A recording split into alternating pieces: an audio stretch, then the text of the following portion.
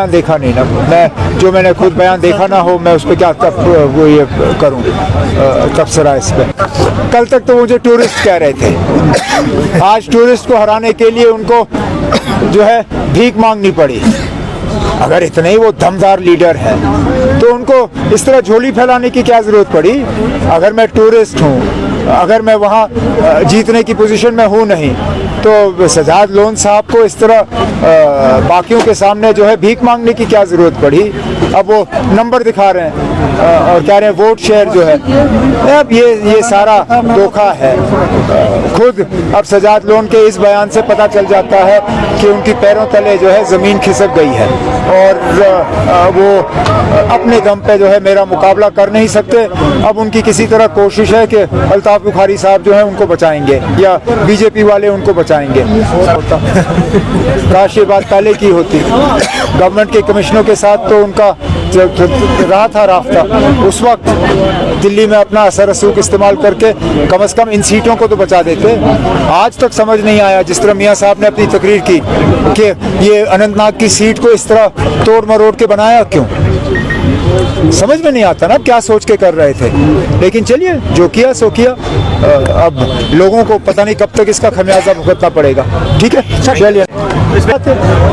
BJP की strategy है, वो अपने बी टीम सी टीम को आगे ला रहे हैं और बार बार श्रीनगर में इन लोगों के साथ मीटिंग हो रही है। आखिरकार जब चुग साहब दिल्ली से आते हैं और श्रीनगर में मीटिंग करते हैं और वहाँ पे पीपल्स कॉन्फ्रेंस के लीडर को जो है उसको बुलाया जाता है, तो जाहिर सी बात है कि ये बीजेपी की तरफ से जो है इलेक्शन लड़ रहे हैं। निशाना जब होम मिनिस्टर साहब का होता है वो इंडिया ब्लॉक पे होता है, वो नेशनल कॉन्फ्रेंस पे होता है, हमें हराने की कोशिश की जाती है। आज भी आप देखें मुख्तलिफ तरीक़ों से जो है यहाँ पे इलेक्शन का जो है वो रिज़ल्ट जो है उसको चेंज करने की कोशिश की जा रही है। लेकिन इंशाल्लाह लोगों का साथ जो है हमारे साथ होगा। लोगों के वोट जो है वो इंशाल्लाह इंडिया ब्लॉक और नेशनल कॉन्फ्रेंस के उम्मीदवारों को हासिल होगा और तीनों सीटों पे नेशनल कॉन्फ्रेंस की कामयाबी होगी।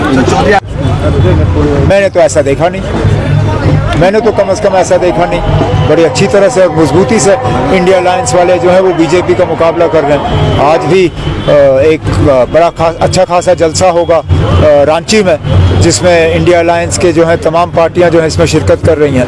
तो कपड़े फाड़ने वाली बात ही नहीं है। Thank you.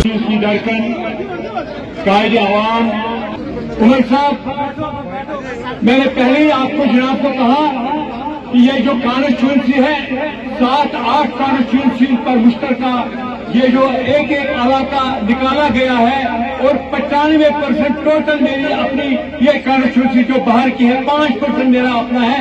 सिर्फ टोटल 10 गाँव जो होम शादी के साथ थे। और मैं आज भी यहाँ पे इससे पहले भी आपके सामने मैंने कहा मुझे जो पहचान दी जनाब वो होम शादी के लोगों ने दी। उन्होंने मुझे बहुत ही सपोर्ट किया जब मैं एमएलए बना, जब जनाब ने मुझे एमएलसी बनाया और मैंने तब वादा किया था कि जनाब अगर मैं जिस मकसद के लिए आपने मुझे बनाया अगर उसमें मैं नाकाम रहा मैं ये एमएलसीशिप आपको वापस करूंगा। और उसी तरीके से आज मैं आपके साथ वादा करता हूं, अगर जनाब को मैं लीड नहीं दे दूंगा मैं अगले इलेक्शन के लिए आपको खुद कहूंगा जनाब मैं इसके लायक नहीं हूं। ये ईमानदारी बात होगा। आपके साथ धोखा करना, आपके साथ धोखा करना, मैं आपको धोखा नहीं दे दूंगा जनाब। मैं आपका सिपाही हूँ, हर मोर्चे पर हर महल पर लड़ने के लिए तैयार हूँ, चाहे मेरे पास कोई ओहदा हो या न हो, चाहे मैं एमएलए बनूं या न बनूं, चाहे मैं कोई पार्टी की तरफ से मेरे पास कोई ओहदा होगा या नहीं होगा, मैं आपका सिपाही हूँ। सिपाही बनकर मर के दम तक मेरा खानदान और मैं आपकी खिदमत करता हूँ।